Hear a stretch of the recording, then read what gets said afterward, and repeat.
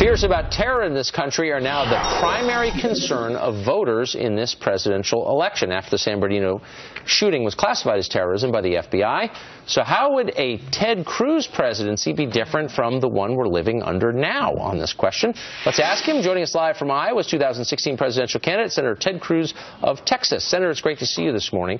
So what do you make? Good morning. Good to be with you. What do you make of the president and the New York Times and other organs that share that ideology pushing for gun control without explaining specifically how gun control would have prevented an attack like the one we just saw? What's the real agenda? Well, it's an example of the partisan blindness from the left. In the face of an attack from radical Islamic terrorism, their response is to try to take away the right to keep and bear arms of law-abiding citizens. It's entirely backwards. What we need, number one, is a commander-in-chief who will be clear-eyed, who will be willing to acknowledge radical Islamic terrorism, and who will lead the effort to utterly defeat and destroy radical Islamic terrorism and ISIS, which I will do as president. And number two, we need a president who doesn't go after our constitutional rights, but protects our constitutional rights. So, Senator, the question this morning is about ISIS here at home. And the number one concern among Americans, Quinnipiac poll this morning, is that homegrown terrorism sits at the top of that list. How would a President Ted Cruz combat homegrown Islamic radicalism? Well, we need to define the enemy. I mean, from the beginning, Barack Obama and Hillary Clinton have refused to acknowledge radical Islamic terrorism, and that has in turn poisoned every one of their efforts, because you can't target an enemy if you don't define it. You know, we know, for example, that the wife of one of the jihadists in San Bernardino came on a so-called fiancé visa.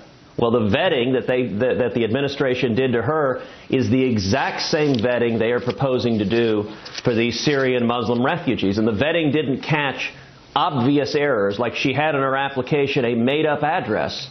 But apparently they didn't catch that, and yet this president is telling us we can bring tens of thousands of refugees from Syria when we know ISIS wants to infiltrate those refugees and carry out acts of jihad here at home. It doesn't make any sense at all. Instead, we need a clear and single-focused effort to defeat radical Islamic terrorism and to go after, let me give some examples of how the administration's failed to do that. The Boston bombing, the Zarnaf brothers, we knew those brothers were radical Islamic terrorists.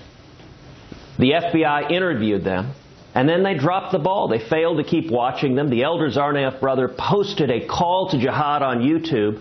The Obama administration didn't even see it. We should have prevented that Boston bombing. The same was true in Fort Hood, where we knew that Nidal Hassan was communicating with Anwar al-Awlaki, a radical Islamic cleric. We knew that he'd asked al-Awlaki about the permissibility of waging jihad against his fellow soldiers. And yet again, the Obama administration did nothing. And it's this political correctness that prevents them from being serious about keeping the American people safe, and the world's too dangerous for that. Senator, isn't it a lot, though, of our military, our intelligence services, our law enforcement to keep us safe, when the first line of defense, wouldn't it be our border, keeping people who might hurt us from moving here in the first place?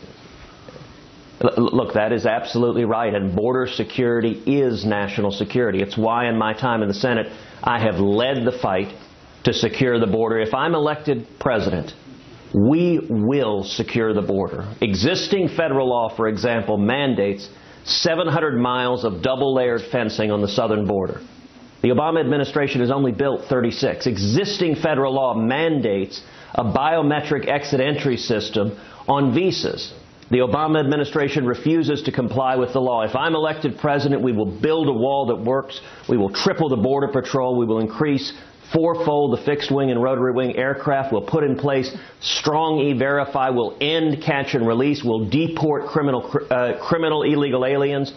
All of that existing law provides for. What's missing is the political will, and we need a commander-in-chief who will put as his first priority keeping this country safe. Senator Cruz, speaking of that political will, what would you do to make Americans feel safe? Because right now, they do not feel safe. The FBI comes out yesterday. They say that they are investigating this as an act of terror. And we don't hear from the president until this morning. And he's still saying possibly connected to a terrorist group. Well, look, this is a president who tragically acts as an apologist for radical Islamic terrorists. He gives explanations and justifications. His Secretary of State, John Kerry, said the Charlie Hebdo terrorist attack in Paris was understandable, that you could understand the rationale. We shouldn't be giving excuses. We need to be single-eyed in defeating radical Islamic terrorism. And, you know, it's even worse than that. Not only does this administration not acknowledge, much less effectively fight radical Islamic terrorism, but their immediate reaction in the face of a terror attack is to go after the constitutional rights to keep and bear arms of law-abiding citizens. You know, I'm in Iowa today. Yesterday, we held a rally for the Second Amendment. We had launched our national Second Amendment coalition, over 24,000 people nationwide.